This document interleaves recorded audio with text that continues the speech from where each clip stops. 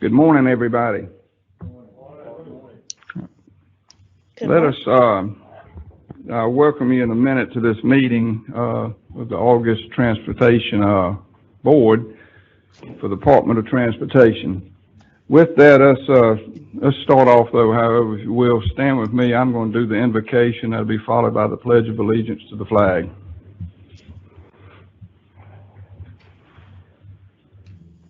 Dear God, as we come here today in these unusual times, please share your grace over this state and this nation and this world as we battle this terrible disease of COVID-19.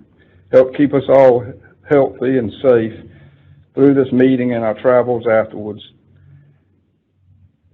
We also pray that you give us wisdom today as we make many, many decisions that affect the Department of Transportation and our entire state. We ask this in your name. Amen. Amen. I pledge allegiance to the flag of the United States of America, and to the republic for which it stands, one nation, under God, indivisible, with liberty and justice for all. All right. Again, good morning. Before we get started, we're going to do the roll call. Some people are calling in, so we will go by congressional district. And Kristen, if you will, go ahead. Yes. Congressional District 1, Ms. Purcell. Here. 2, Mr. Floyd. Here. 3, Mr. Westmoreland. Here. 4, Mr. Brown. Here. 5, Ms. Key. Here. 6, Mr. Abel. Here. 7, Mr. Bowen. Here. 8, Mr. Golden. Here. 9, Ms. Dunn. Here. 10, Mr. Boswell. Here. 11, Mr. Lewis. Here. 12, Mr. Grantham. Here. 13, Ms. Lemon. Here. 14, Mr. Chair. Here. Okay. Thank you, Kristen. I appreciate everybody, the great attendance, and everybody wearing their mask and practicing social distancing and so forth. Appreciate your awareness of that. Again, I welcome you to the August meeting of the State Transportation Board, and we will begin, if you will. You've received the minutes. Do I have a motion and a second for approval? I have a motion and I have a second. All in favor say aye. Opposed likewise? Not. The minutes have been approved from the previous meeting. Jumping right into it, we have a heavy agenda today, so I'm going to try to keep this thing moving and as best we can. There's a lot to cover. But let's start, if we will, with Albert. Oh, I see Albert. At first I didn't see you behind the podium, but Albert Shelby, if you would go over the projects for letting in September. So good morning, members of the board, chairman, commissioner. I'm here today to present the letting for September 2021. But before we present the letting, I'm going to give you the results so far of FY 2021. We have let a total of 35 projects in FY 21. This chart shows the number of projects by improvement type. The value of these 35 projects is approximately $88 million through the July 2020 bid awards, with 31 GDOT let projects worth approximately $84.5 million and 4 local let projects worth $3.5 million. This chart shows the dollar amount distribution by improvement type, with maintenance, bridge, and road projects making up the bulk of the improvement types. Here are the results of the July 2020 letting. Of the 34 GDOT let contracts presented to the board, 31 were awarded and 3 were rejected. Now I'm going to discuss the projects in the September 2020 letting. We have a total of 33 projects and all are GDOT let. The next 3 slides list the 29 non-TIA projects arranged by congressional district.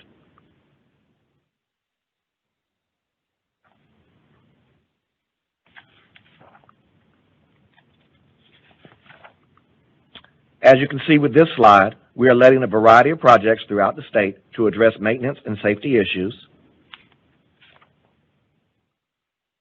The first highlighted project will resurface State Route 125 from State Route 7 to Hightower Road for a distance of 8.76 miles. This section was last repaved in 2002, 18 years ago. This project is an excellent example of our continuing efforts to maintain our existing infrastructure. This next project will resurface State Route 124 from DeKalb County line to Jackson Street in Lawrenceville for a distance of 11.73 miles. This section was last repaved in 2011, 9 years ago. This project is the replacement of the structurally deficient bridge on Crumps Bridge Road over North Fork Broad River. The existing bridge was constructed in 1963, 57 years ago. And here's a ground view of that bridge to be replaced. This project is the replacement of the structurally deficient bridge on East Warrington Road over Briar Creek. The existing bridge was constructed in 1980, 40 years ago. And here's a ground view of that bridge to be replaced. This next project is the replacement of the structurally deficient bridge on Hiltonia Perkins Road over Beaver Dam Creek. The existing bridge was constructed in 1962, 58 years ago. And here's a ground view of that bridge to be replaced.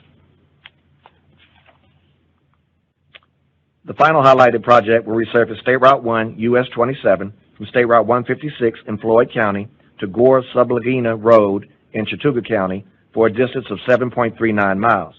This section was last repaved in 2002, 18 years ago. Here's a ground view of that pavement to be replaced. These next two projects listed here will be advertised in September 2020, but their actual let dates are in February and March of 2021. These projects are part of the MMIP's advanced improvement projects using a design-build methodology. The first project will provide dedicated exit lanes and reconfigure the interchange ramps to reduce a bottleneck from I-285 westbound to Peachtree Industrial Boulevard. The existing single-lane westbound exit from I-285 to PIB northbound and southbound will be reconstructed into a two-lane exit facility. The next project will replace the existing State Route 12 US 278 Covington Highway, Red Wing Circle, and Glenwood Road bridges over I-285 in DeKalb County because they are structurally deficient. All these new bridges will be constructed with spans long enough to accommodate the express lanes, which will be constructed as a future project.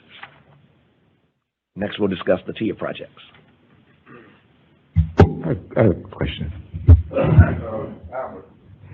Those three bids that were rejected, what was the purpose for those being rejected? Check real fast for you.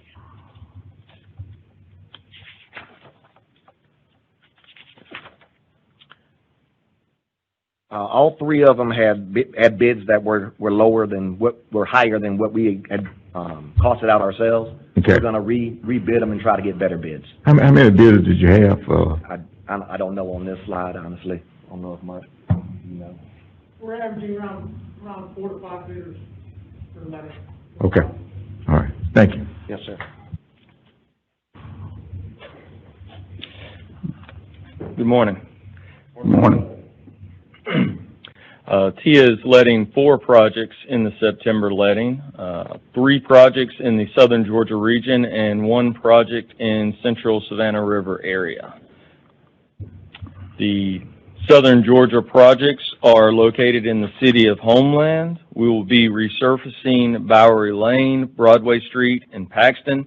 This represents a commitment of TIA funds in excess of $400,000 and will resurface approximately 2.1 miles in the city of Homeland in Charlton. That's Congressional District 1. And in Richmond County, Congressional District 12, we're doing a safety and enhancement project along Gordon Highway for approximately 3.6 miles. This represents a TIA investment of right at $14 million and will improve safety by installing a concrete median barrier, replacing a double-faced median guardrail, and adding lighting to the corridor as well. Good deal.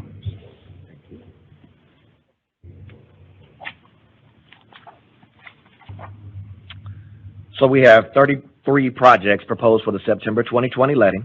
This chart shows the distribution by improvement type. The estimate of these projects in the September 2020 letting is approximately $98 million. This chart shows the dollar amount distribution by improvement type. As for your consideration for approval of the projects proposed for the September 2020 letting. Thank you, Albert. Any questions of Albert or Kenneth we could bring back up if need be? Any questions for them? If not, I'm going to need a motion and for approval and a second. I have a motion, I have a second. All in favor say aye.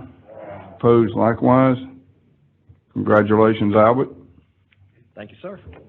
And Kenneth. Yep, we like ITIA. I appreciate that, Don. With that, Commissioner, are you ready? We'll have our report from Commissioner McMurray.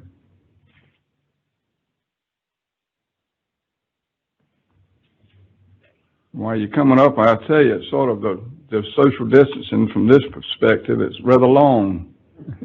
You look like across a football field. I feel like I'm in the end zone here. Yeah. Well, it's great to be with everybody, and it's certainly great to see you in person, and thank you for adhering to all the hygiene and COVID-19 social distancing protocols such that we can get together in this format today for this important meeting. As always, let me start with our state fund collections. For July, which starts the fiscal year, Albert tricked me there a minute ago. He says our bids for 21, well, that's fiscal year 21, so it was a reminder to me that we have entered into fiscal year 21. Our collections totaled $162.09 million for the month. The breakdown on that was $151 in excise, $10.9 million in transportation fees. Comparison of July of 2020 back to 2019, we're about $6.5 million less than we were last year, which was to be expected, obviously, with less travel. I'll spare you from a complicated slide. We're still seeing traffic volumes down somewhere between 10 and 15%, and it's pretty much flattened out since about July. After July 4th, upward trajectory somewhat flattened out, but I think we should expect to see what happens through next month and the next, especially as more schools are coming back online and there's the offer usually virtual or in person, and what the impacts of that will be. So I think we still have a lot to be discerned of what future traffic may be. But again, we're still hovering about that 10 or 15% off. Just a real sort of a breakdown on that. Sort of rural Georgia, and especially non-interstate rural Georgia, is pretty much normal. Rural interstates are fairly normal. Truck volumes are normal or above normal, but metro areas, especially metro Atlanta, is the one that is still significantly down. Yes, sir, Mr. Lewis. Thank you. In that report, you mentioned the motor fuel was down. Any detail on the transportation fees, if that's kind of stayed the same down as well? And yeah, they are down. I don't have a good comparator right now to give you. I can look that up and we'll do a comparison back to last year at the same time, but obviously those fees are down as well. And Angela, later as she presents the amended 21 budget in 22, we'll have a little bit of information that sort of alludes to what we think those transportation fees may be and how we arrived at that. You got a question, John? All right. We move forward into our employment figure. Closing last month, we had 3,792 full-time employees. We have 67 maintenance temporary staff.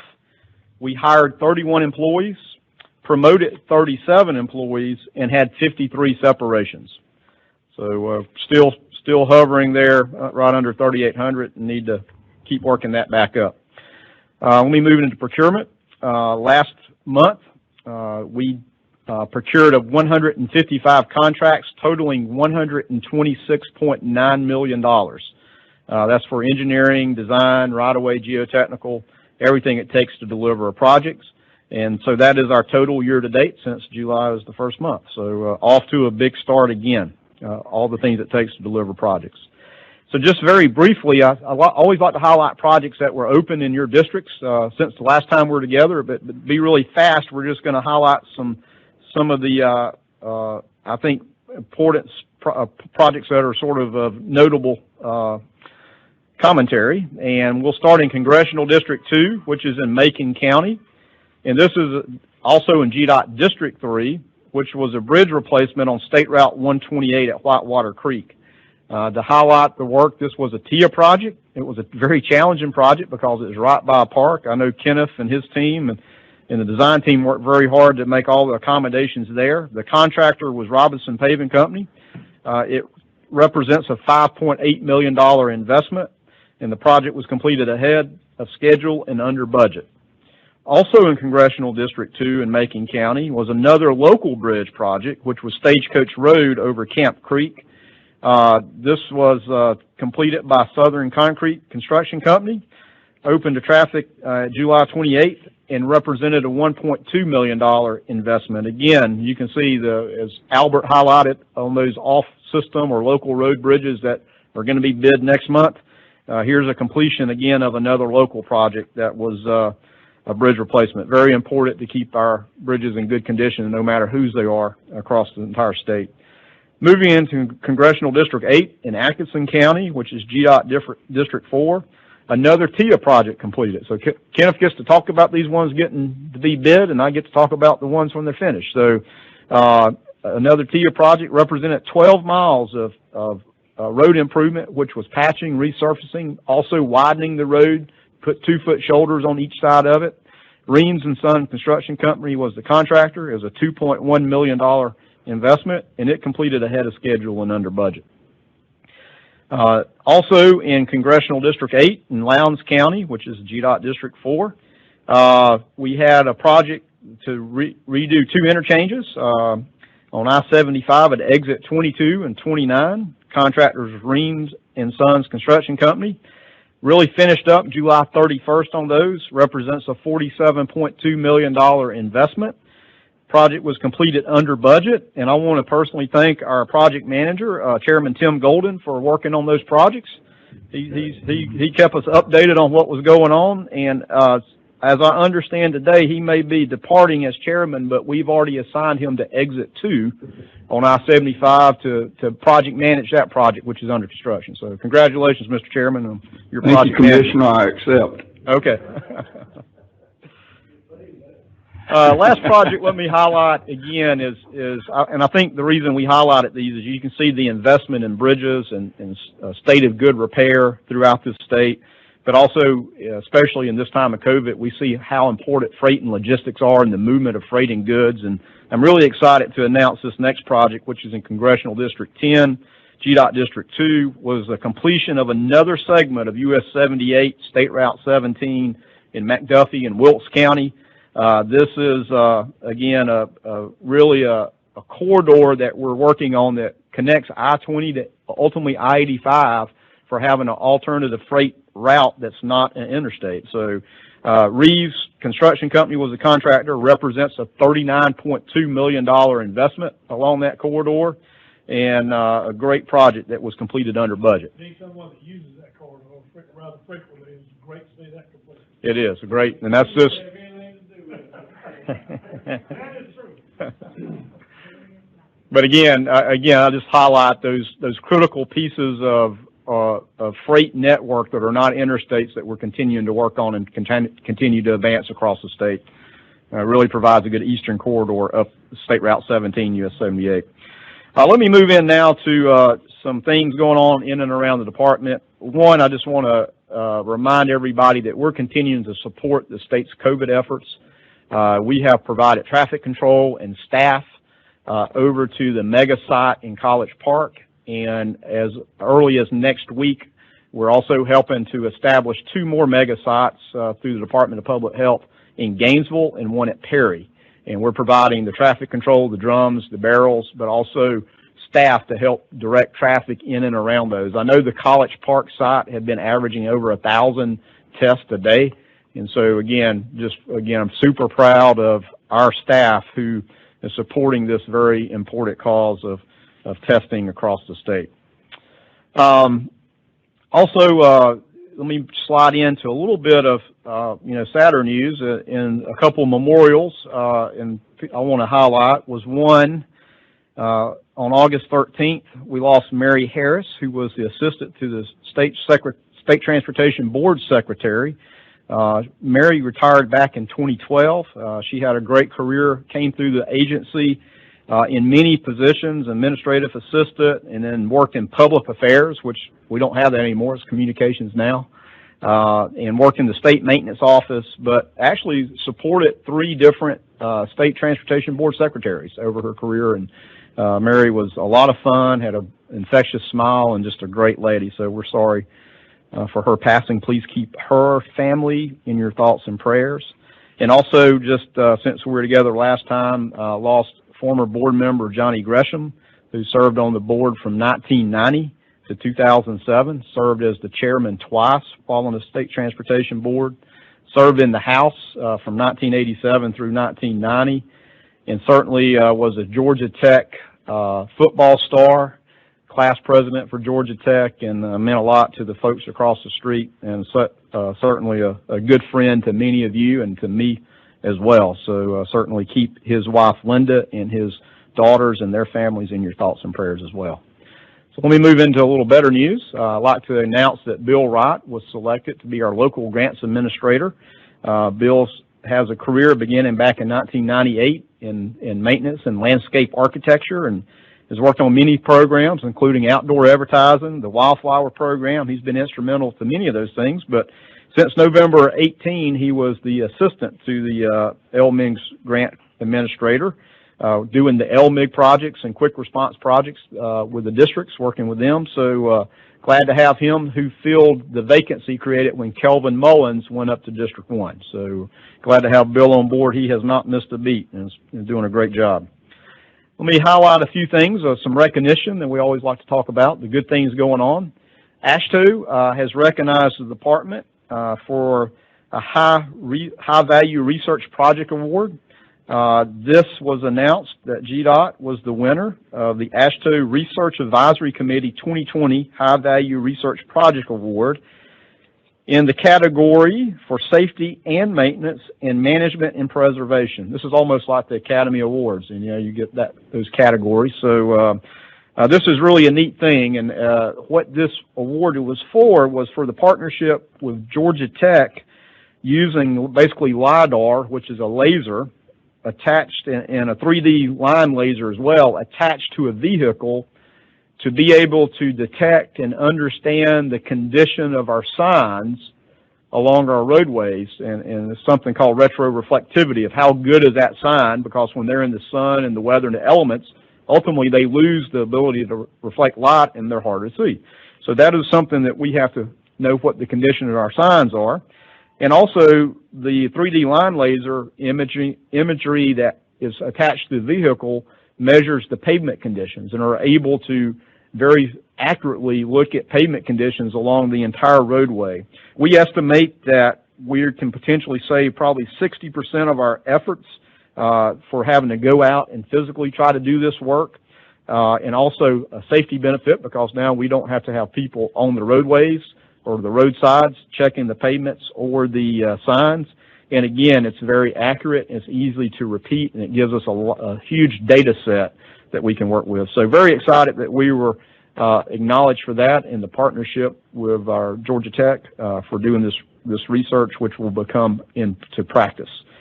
Also at AASHTO, speaking of AASHTO, we just recently learned that the Chattahoochee Riverwalk project in Columbus won the 2020 American Transportation Award in the Quality of Life / Community Development for Small Project categories.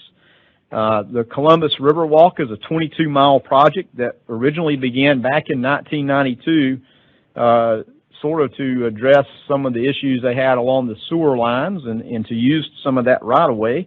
But then it got expanded. And so leaders saw the ability to enhance that situation and provide this river walk along the way. And really it wasn't until TIA came along in 2012 that this project became the full reality of being completed. And there's been several projects along the corridor. So we're very excited that this one was acknowledged nationally for America's Transportation Awards. It will go on and compete against it's in the top 12 to compete nationally. So we look forward to seeing how we do in that category, but glad that, again, the work through the TIA office, the work with Columbus on this corridor has certainly created a wonderful network there. Hopefully you can see this sometime. So let me move into some other notables. It's not every day that we show up in the Wall Street Journal, and it was really neat to see that Utah, a good partner of friends of ours at Utah DOT and Georgia, were highlighted in an article back on July 18th that was really focusing on technology and our efforts in technology, from John Hibbert and Andrew Heath and all the folks over in our traffic operations office. Talked about what we're doing in the connected vehicle space and what we're doing to install basically the technology in traffic signals that talk to cars and have the ability to talk to cars. And our own Alan Davis in the traffic operations office was quoted and interviewed and did a great job representing GDOT. Obviously, there's a safety benefit for that technology when vehicles know the lights are going to change and drivers get to know that, but also there's an efficiency part of that as well. So very excited that we were got this notoriety in the Wall Street Journal.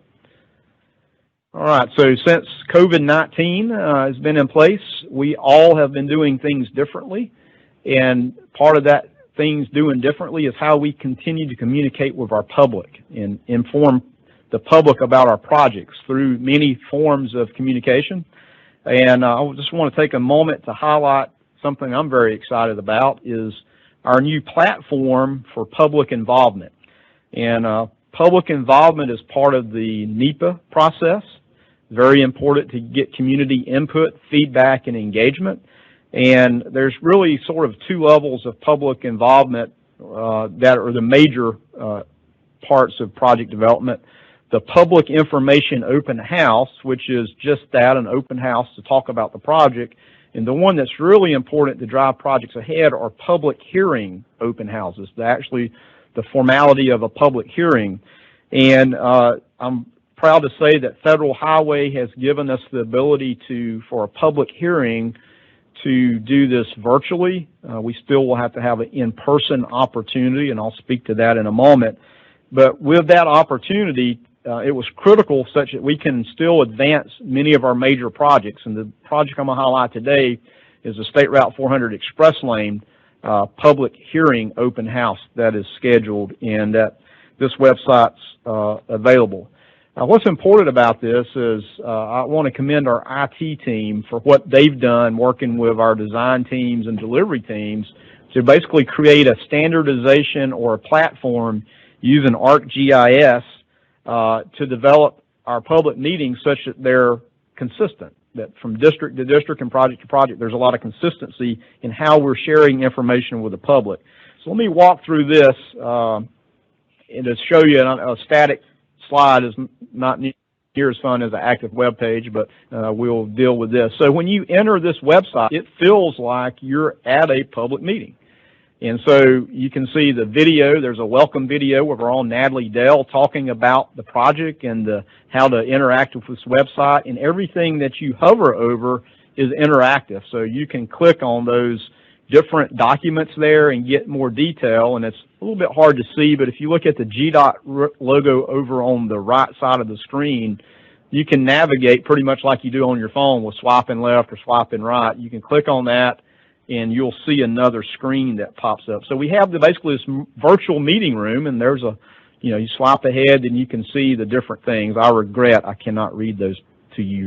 That computer is too far away, or I need to stand back further from it. So, but as you look on your screen, hopefully you can see the different things that you can click on and get information. Very, very intuitive, very friendly to use. We actually have been seeing more interaction virtually than normally we get publicly, because it's a lot easier for people to sit at their home or wherever they want to be, and this is mobile device friendly as well, so this works just the same on your mobile device. And so very, very neat to see how this works forward. One of the things always important at public hearings or public open houses or public comments.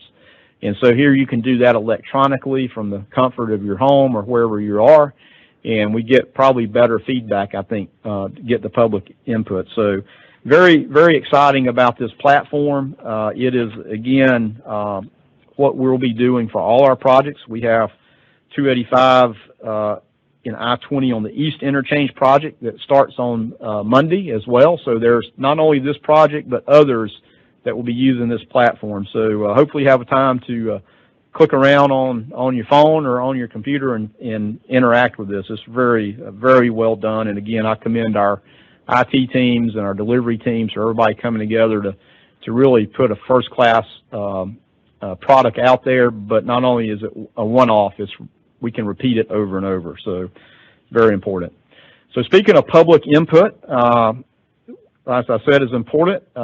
Just to follow up, we have sought public input on our statewide transit plan. Last month, we invited people to share their input.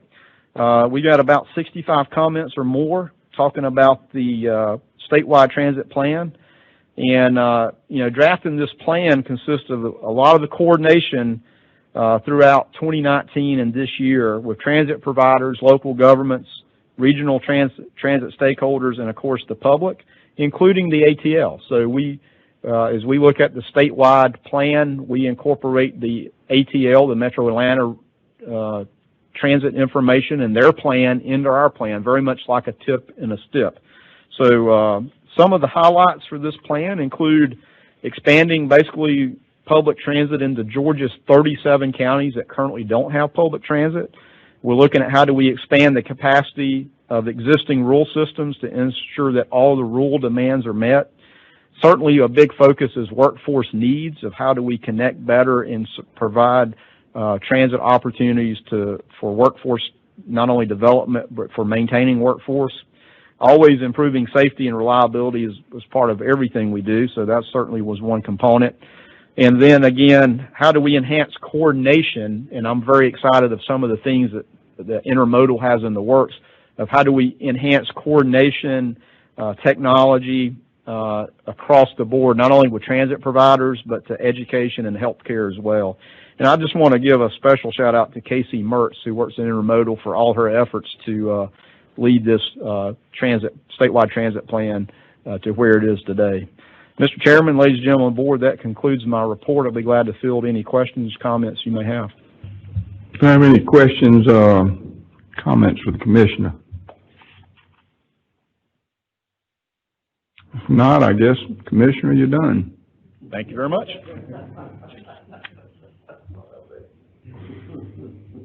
I would wave to you down there to make sure you're still down there. With that, next we'll go into the budget, and Angela is already at the podium, and the program is yours. Thank you. Good job, Russell. Thank you. All right, let's see here. I am here today to present the amended 21 and the FY22 budget recommendation.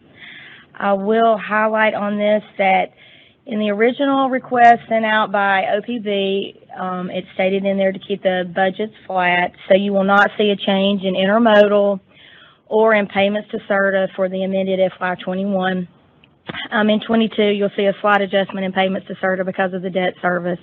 But overall, coming into this, myself and the budget director, George Christensen, we worked in collaboration with the Office of Planning and Budget and with the state economist to come up with the excise and the fee component for these recommendations.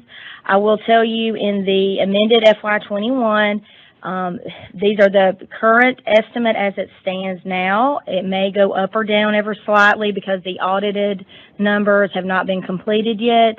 Normally the audited numbers don't come out till late August, September sometime. So these are the current estimates that we're working with here. I will highlight that 21 is a little higher because 3/4 of the year was pre-pandemic. That last part of the year, you'll see the numbers, that's when after the pandemic hit. And then in FY22, the numbers, you'll see our excise and our fees will be slightly lower due to the transition through COVID-19. So moving into the amended FY21 budget, you can see there is an increase of $268.6 million coming into the budget. This is a 11% increase in excise and almost a 97% increase in the fee component currently due to that time frame. Going into the typical bar chart that I usually provide to each of you in capital projects, which consist of the capital construction, capital maintenance, and local roads admin, which makes up roughly almost 50% of the budget. You can see that's roughly a little bit around $1 billion. I'll get into more detail in my next slide on each of these items. In general operation, that consists of construction admin, the departmental admin, planning, data collections, and traffic management. You'll see LMIG, the LMIG component here. Routine maintenance is slightly increased as well. CERTA, like I said, will have no change. Intermodal will have no change. And the GO bond debt service will be just adjusted through the reductions in debt service. Okay, moving into this, into the main component of each of the individual categories. In the GO bond debt service, what we did here is we did a fund source swap where we used the fees to pay the GO bond debt, and it freed up the motor fuel that was normally appropriated there to be redirected to these other programs. So you can see in capital construction, there's a $109 million increase. And in capital maintenance, there's a $95.6 million increase. What this adjustment enabled us to do is restore those cuts that we previously had in the amended budget. So we were able to restore those cuts. I mean, in the big budget, we were able to restore those cuts in the 21 amended budget. Construction admin and departmental admin, this helps us to restore our levels prior to the reductions that we had in FY20. So that helps us restore those levels back to operating the department, back to those levels that we have currently needed. In LMIG, that is the 10% adjustment of excise, so you'll see that increase there. And then in routine maintenance, what this does, it helps restore the striping, herbicide and litter pickup, and those ITBs, those invitation to bids on those contracts in routine maintenance. Next slide is I highlighted on it. This was the fund source swap between fees and motor fuel being swapped out in the amended budget. So this concludes the amended budget with no change to intermodal or in payments to CERTA. All right, moving into the FY22 recommendation. Like I stated earlier, you'll see a little bit lower revenue due to the impacts of COVID-19 and how they're currently tracking. And these numbers will be fine-tuned as we go along through the budget process at a later date in time. In excise, that is a 5% increase over our FY21 base. And in fees, that was a 45% increase over the base. Here in the bar chart, you'll see slightly lower numbers in capital projects, roughly around 48% of the budget. You'll see general operations, construction admin, departmental admin that I highlighted earlier. LMIG, that's the 10% of what we usually, we match. You'll see routine maintenance, slight reduction there. In payments to CERTA, what this does, it trues up the debt service and payments to CERTA. The guaranteed revenue bonds, the debt service has been reduced, and the Garvey bonds have been reduced because the original Garvey bond series has now rolled off. And then the GO bond debt service is adjusted to reflect the correct amount. All right, moving into this chart, what you'll see here is the bond debt service is slightly reduced, and we utilize fees to cover the debt service rather than motor fuel, which freed up that motor fuel to be redistributed among these programs. What we were able to do here is bring in the $68.6 million in capital construction, a little bit over $45 million in capital maintenance, and what that does, that's a proportional increase since the FY22 budget recommendation is slightly lower. Construction admin and departmental admin, what this does is the previous adjustments that I stated that needed to be done to restore us back to the levels pre-20 to operate the department. What that does, it restores that, puts that into the base. LMIG, that is the 10% match for the increase for LMIG and excise. And then routine maintenance, what that does is restore the striping, herbicide and litter, and ITBs in the FY22 base. On the next slide, which consists of the fees in the state general funds, what you see here in GO bond debt service, is moving the fee components to pay for the GO bond debt service, and then in payments to CERTA, that reduction there is really the truing up of the debt service. So the levels that we're currently budgeting in the payments to CERTA column, due to the decrease in the GRB, the guaranteed revenue bonds, in the decrease in the GARVs, those funds can now be redistributed in the department's budget. As I stated before, no change to intermodal, staying flat there. And then finally, the governor and OPB made a favorable recommendation for another $100 million in the FY22 budget for bridge replacements and capital projects. So that was greatly appreciated. Chairman, that concludes my presentation. I'll entertain any questions. I believe we have a question from Mr. Grantham. Yeah, thank you, Mr. Chairman. Angela, the thing that concerns me more about our budget is in our reduction of routine maintenance. And then we go back in for 22 budget requests. We increase that again under the amended budget as to what we anticipate.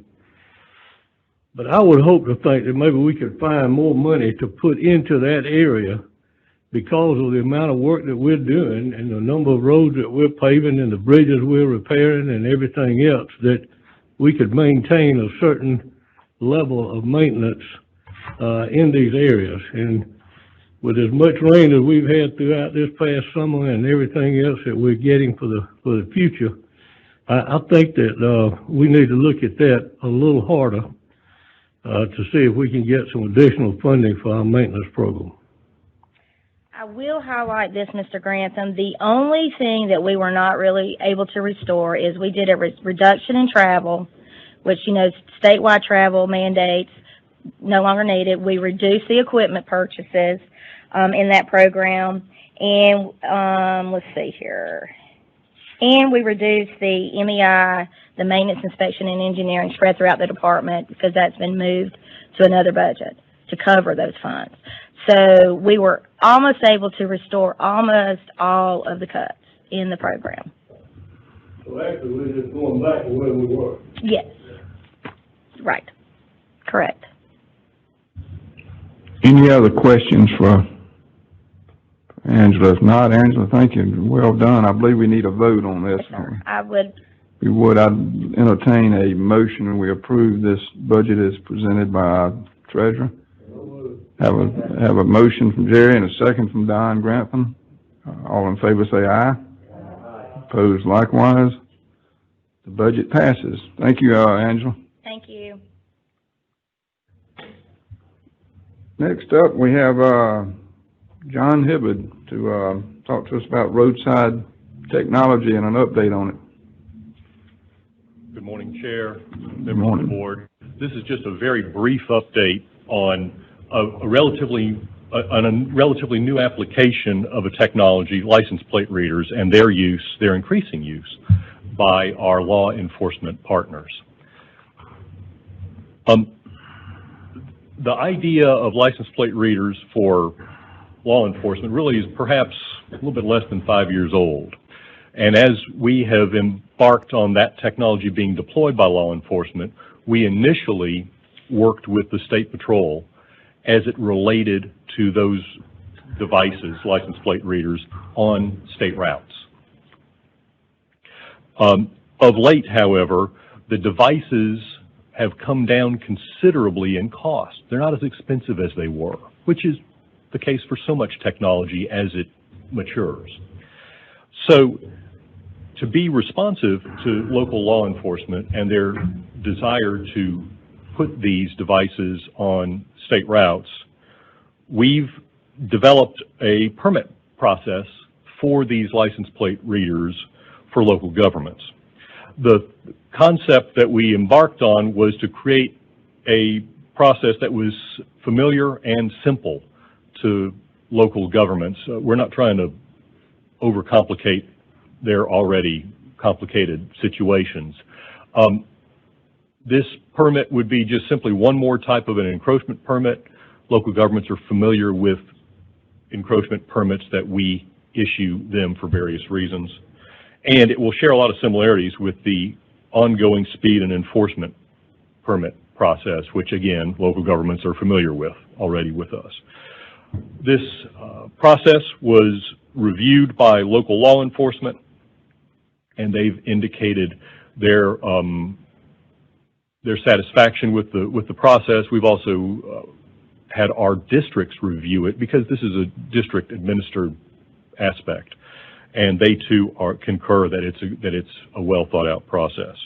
So we would simply add this process to our existing policy 6755-8, the rules and regulations for driveway and encroachment control. So that's what we're doing, and in so doing can better meet the needs of local law enforcement. I welcome any questions that y'all might have. Jeff? Thank you. I'm just curious if, what happens if a local law enforcement agency either forgets or doesn't comply with seeking a permit to run this device? Well, we will go to them and ask them to comply. No. The process is not difficult, and it would not. That there might be some catch up that needs to be done. And our districts will catch that. I guess I was asking, are there any type of potential consequences if in such an event, or to speak of? Ours is not really so much looking for consequences. Ours is looking to track and document the devices, the things that are on our right-of-way, both for benefit of them and for benefit of us. Thank you. Kevin? Prior to me getting involved on this board, I had the often, public cynical view of government and bureaucracy and things hard to change and get done. I was approached by one of these LPR greeter companies who, wanted on behalf of their customers, their clients, the Cobb County and various cities, local law enforcement to get these LPR readers permitted, and GDOT didn't have a mechanism to do this, to allow it. And I am just stunned and impressed by the speed and efficiency with which your organization, Andrew Heath, and you and others have addressed this issue, put together a policy, and brought it to fruition in just such an incredibly short period of time. So thank you for your responsiveness, and congratulations on the efficiency of the process. Well, thank you, and we've got great staff. I cannot say that enough. They do wonderful things. They do it very effectively and efficiently. Thank you. Any other questions, John? If not, John, thank you. I agree with you. You have a great staff, and you do a good job. Thank you. All right. Thank you all very much. All right. Concludes most of the board activity. Now we go into two more board actions, and I'm going to call on Stacy Key to make a presentation, and after, I guess, if you will, Stacy, once you make the presentation, we need to vote on it, and then you can, if you want to present it, we'll vote on it, and then you can present it to Mr. McKinney once you have it. We're going to honor Congressman Lewis, and I'm going to call on Stacy Key to do that. And he was, obviously, it goes out saying he's an iconic figure in Georgia, and Georgia's history, and our nation's history, and in the civil rights movement, and was a friend to us in Congress, and I had the pleasure of knowing him in the 1980s when I worked with Congressman Hatcher, and he was an incredible person, just incredible. And with that, I want to call on Stacy to honor a great Georgian. Thank you, Chairman Golden. And as I do this, obviously, I represent the 5th Congressional District, and so it's with great emotion, this resolution on behalf of the State Transportation Board of Georgia that we present this to Congressman Lewis. And I think everybody here clearly knows who he is, what he did, and his contributions to our state and his contributions to our nation. And so this is such a well-deserved honor. His support and commitment to transportation infrastructure was phenomenal, and truly, he will be missed. And so with that, I will read the resolution on behalf of our board. A resolution by the State Transportation Board. Whereas John Lewis, a son of a sharecropper from Alabama, was inspired by the activism surrounding the Montgomery bus boycott and the words of Reverend Dr. Martin Luther King Jr. to become a part of the civil rights movement,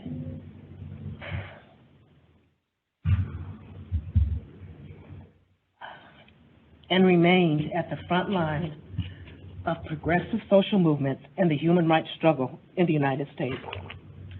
Whereas he became an iconic figure of our nation's civil rights movement, protecting the rights and personal dignity of all Americans through his leadership and participation in sit-in demonstrations at segregated lunch counters, the 1961 Freedom Rides, which challenged segregation at interstate bus terminals across the South.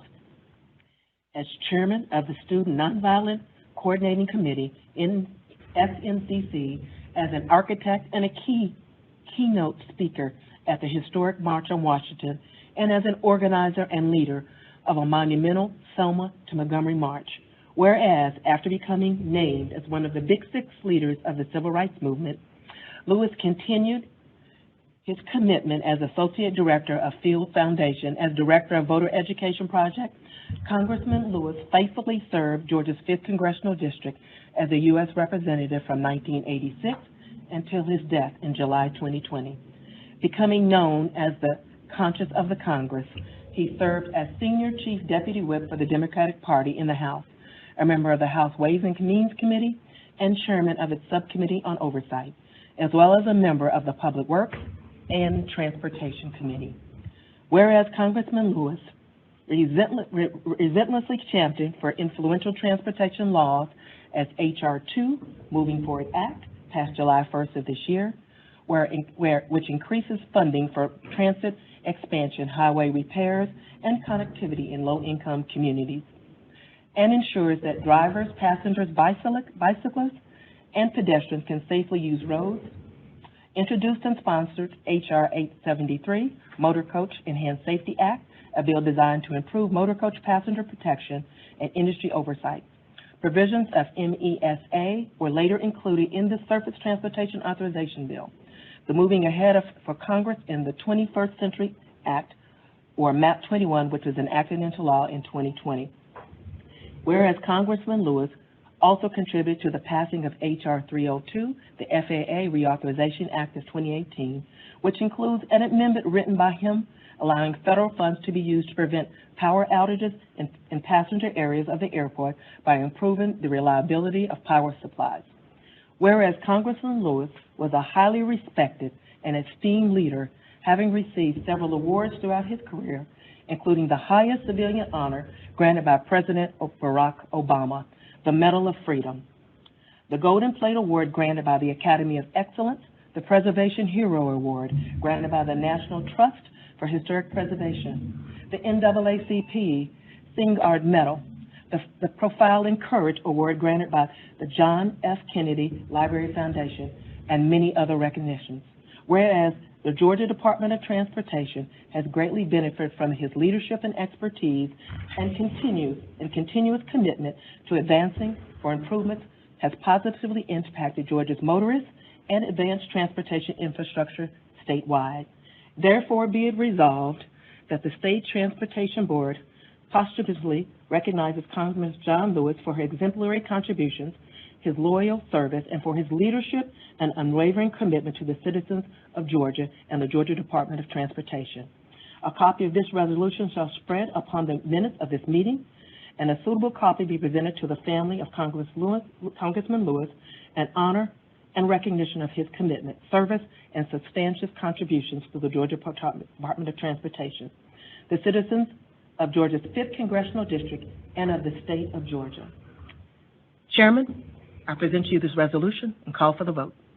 I have a motion for approval. I have a second. I have a second. All in favor say aye. Aye. Motion passes. I believe now, Ms. Key, you're going to present it to Jared McKinney from the Congressman's office. Jared McKinney, can you please come forward? We appreciate you being here, Mr. McKinney.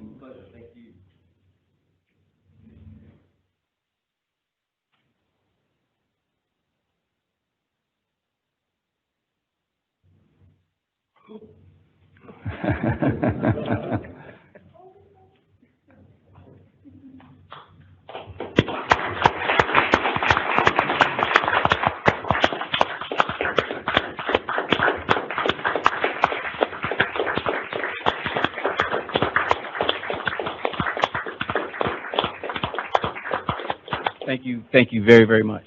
I want to say thank you to the board, thank you to GDOT. The last time that I think the congressman came to one of your meetings, I did accompany him. So this is kind of surreal for me.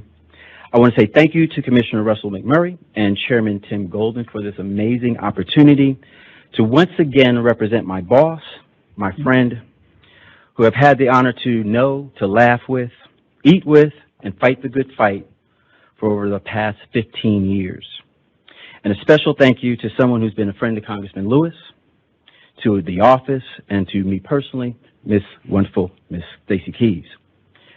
Receiving this resolution is a happy event, but I'm sure you know it's not that easy for me. But like life occurrences, both good and bad, we learn what we are capable of achieving. We learn what we can overcome, and we learn how to make something great out of something that initially is sad and of great loss. Let us all this day know that we are truly blessed, that we are gifted with the power to make change, positive change. The Congressman's legacy now becomes our personal mission, to help those who need help, to guide those who need guidance, and to be the strength for those individuals who feel weak. I take on this mission and ask that you do the same with honor and with thankfulness. Let us leave here today, despite our differences in politics, in cultures, our differences in races, our life choices, our nationalities. Let us recognize that in the spirit of those humanitarians who have come before us, such as Congressman John Lewis, that we will do better. We will do better by letting our youth know that they can have hope. We need to let our youth know that they can believe and trust in us as adults. That they can trust and know that we will fix the government that they deem broken. And most importantly, we will show our youth that their vote does matter and that they should be proud to exercise their right and their duty to get to the polls and cast their vote and use their voices. I'm going to close by saying a very, very special thank you. This is truly a privilege. Please, through loving and through caring, go out today and make someone's life better. My name is Jared McKinley, former proud staffer of Congressman Lewis, and forever a friend. Thank you very much.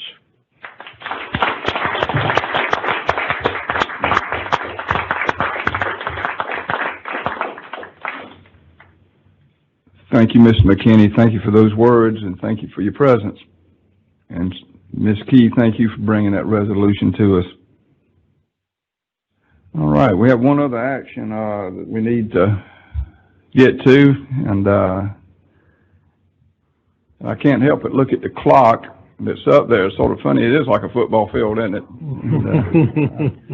But with that, we're going to go into the board elections, and at this time, I will open the floor for nominations for board leadership, and I will open up with the nomination of, I guess, Chairman, Mr. Grantham. Yes, sir, Mr. Chairman, it's my pleasure to nominate the continuing great service of Rudy Bowen as our present vice chairman to the position of chairman. I have that motion. I have a second. I have a second. Are there any other any other nominations for chairman? Hearing none, I will close out the nominations for chairman. Do I have a motion that, for approval and approval by acclamation? So moved. I have that motion from Ms. Marcel. I have a second look from Jeff Lewis. All in favor say aye. Aye. Opposed likewise. And I'm assuming on the phone everywhere was aye. So Rudy, congratulations. Thank you, Mr. Chairman. Thank you for the support and as we serve here in this capacity and the faith that you have in me. So thank you very, very much. All right, I will move into the next nominations open it from the floor for nominations for vice chairman. Ms. Ann Purcell. Mr. Chairman, I am privileged to also make a nomination of a board member that has served us well over a period of time, and that is Emily Dunn, of which I nominate at this time. All right, do I have a second? Second. A second for that. Any other nominations for vice chairman? Seeing none or hearing none, we will close out. I will ask we close out those, have a motion to close out the nomination and make Ms. Dunn's by acclamation as well. Do I have that motion? So moved. I have that motion in a second. All in favor say aye. Aye. Opposed likewise. Congratulations, Emily. I know you're on the phone. Well deserved. Thank you. With that, we will finish out with secretary. Do I have a nomination for Mr. Grantham? Yes, sir, Mr. Chairman.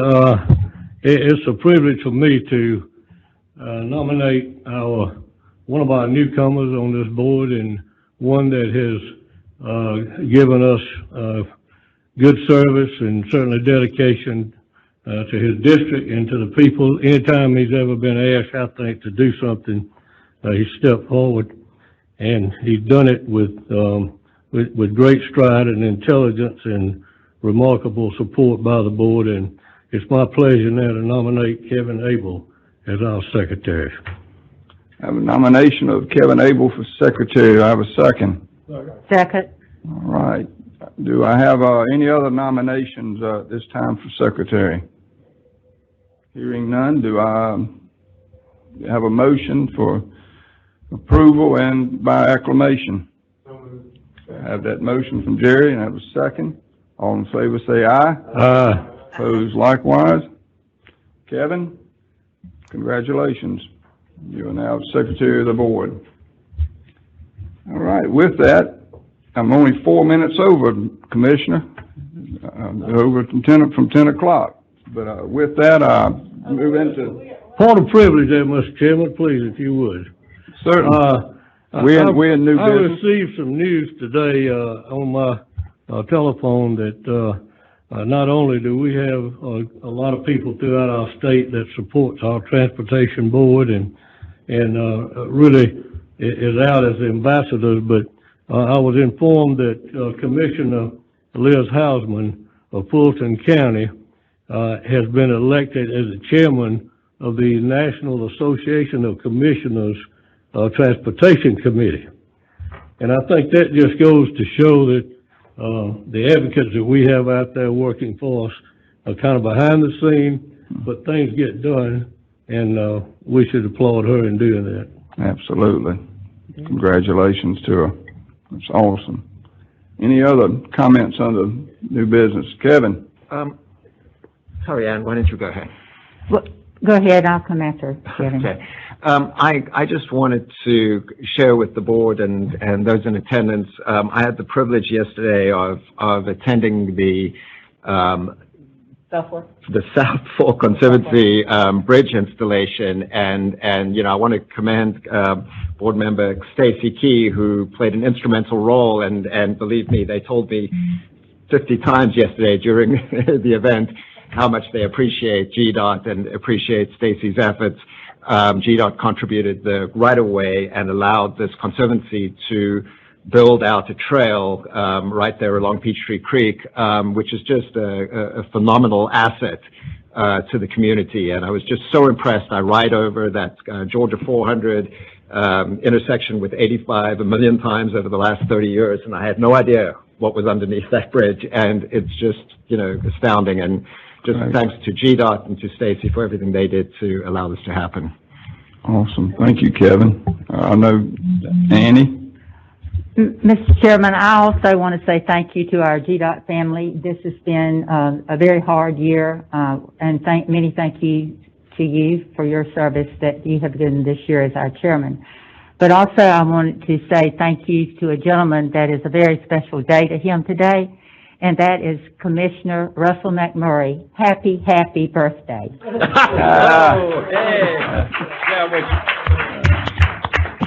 Shall we sing happy birthday? Sure. Yes. Happy birthday to you. Happy birthday to you. Happy birthday, Russell. Happy birthday to you. Congratulations. And many more. I thought he'd been awful quiet earlier today. I'd like to have the floor if I may.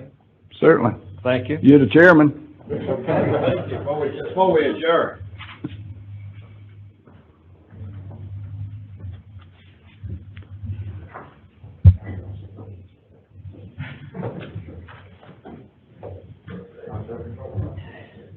Mr. Golden, it's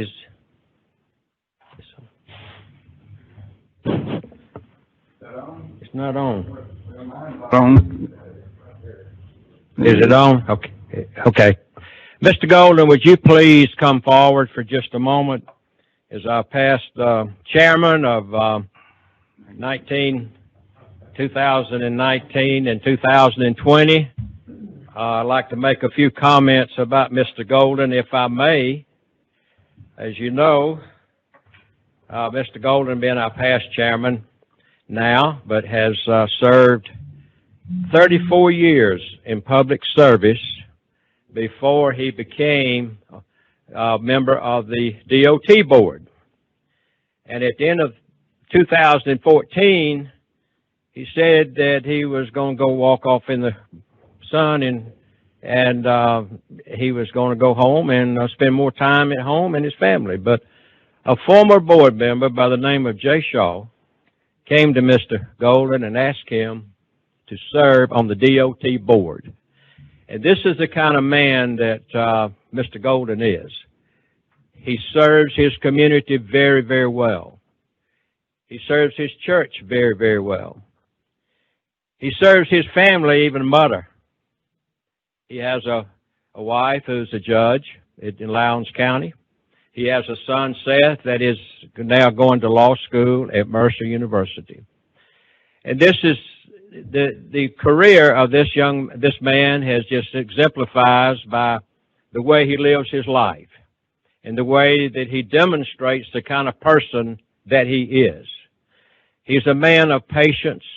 He's a man of integrity. He's a man of honesty. And he's a great family man as well as a businessman in about 8 or 10 other organizations in his community that he serves. It has been a privilege to me to serve with this man on the DOT board. When I first met him, I did not know Mr. Golden. But I'm telling you, he's a wonderful man, a quality man, and we're thankful that you have been our chairman in leadership this past year. And I would like to say, a job well done, good and faithful servant, Mr. Tim Golden.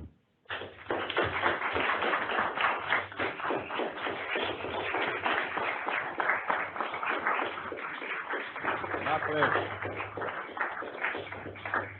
I'm going to let you have the podium. All right. Thank you.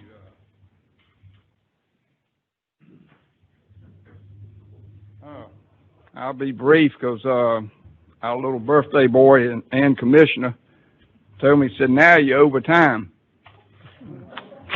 He's been kidding me that there'd be an asterisk after my name, and I've lived in fear of what he was talking about and what he might put there. But he said, served during pandemic. So it has been unusual times. But Rudy, thank you for those kind remarks, and I appreciate your friendship and friendship of this board. You've honored me as chairman, and I'm grateful. I will tell you, you know, this pandemic has changed things, and, you know, this department that's always risen to the occasion that, you know, whether it's a hurricane or a tornado, whether it's snow or ice, it's been nothing. It's been unbelievable for me to watch for 6 years what this what this department has done during those difficult times. But, you know, it's during easy times. I mean, when it's easy to do your job when everything's going smooth. But when you hit a rough spot like a pandemic that we've hit once a century, it seems, to have one of this magnitude, you really see the best in people, and you've seen the best in this department. To this board, thank you for the way you've handled this pandemic and this unusual times. Thank you. To our commissioner and to your great executive team, thank you all for rising to the occasion, which is no surprise to us. And most of all, to all 7 districts and to all the men and women of GDOT that make up this great team. Oh my gosh, just to watch what y'all been doing. I was in Tifton Monday, and you talk about rising to the occasion again during this terrible pandemic and all the other things that don't go away. It's just remarkable. It's a great department, a great team, and I'm very honored to be a part of this board and to have had the pleasure of serving because of y'all as chairman. Thank you very much. God bless all of you, and stay safe and well. Thank you.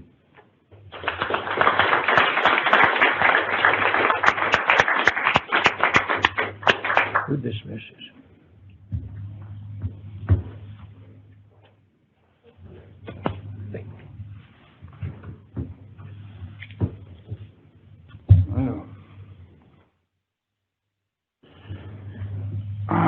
With that, looking at the time, I might make Mercer University and lunch for my son. But I appreciate that, and I do, Commissioner, thank you. I thank the board, and if there's no other further business, Rudy will take over as chairman, and this meeting is adjourned.